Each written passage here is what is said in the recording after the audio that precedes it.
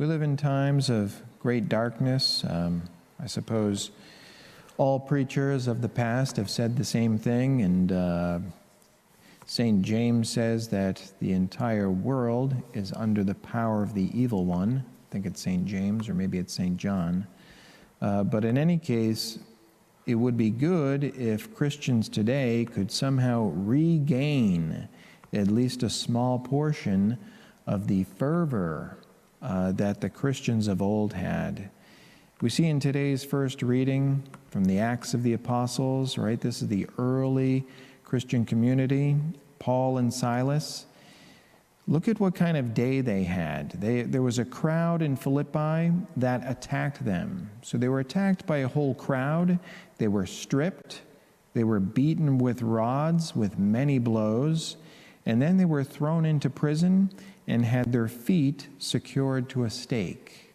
Okay, that's a really bad day. And you can imagine that they were exhausted and hurting and probably needed to get some rest.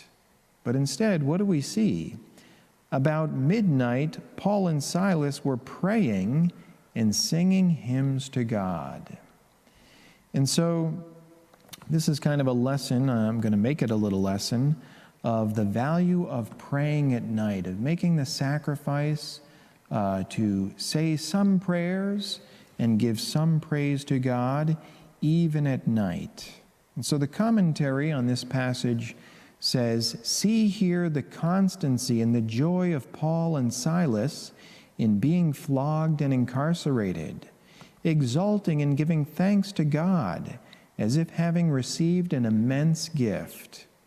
The martyrs of old also did the same. Note also how little Paul slept, having woken up at midnight." Paul was used to getting up at midnight to pray after the example of King David, who wrote in Psalm 119, verse 62, "At midnight I rise to praise thee."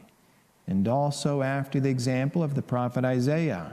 Isaiah 26:9 says, "My soul yearns for thee in the night." For this reason, the faithful of old were used to rising at midnight to pray. Also because Christ was born in the night, and he suffered his passion being arrested in the night. And at his second coming, he will return like a thief in the night.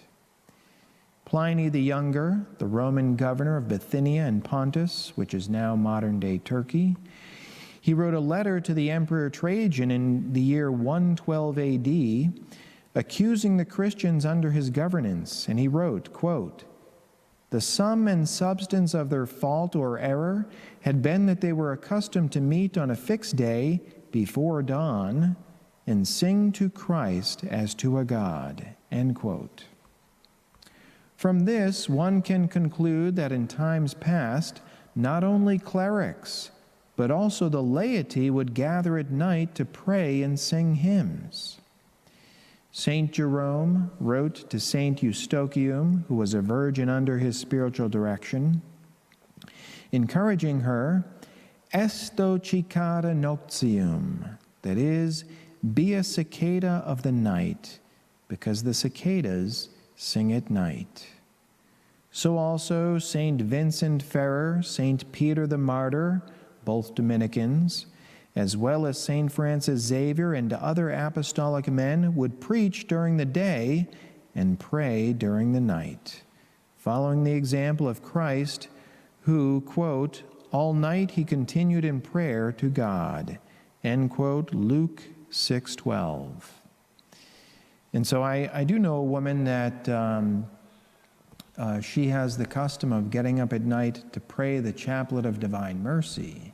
And certainly by doing so, she is winning many graces for souls and bringing light to the darkness of this world. In the name of the Father, and of the Son, and of the Holy Spirit. Amen. Amen.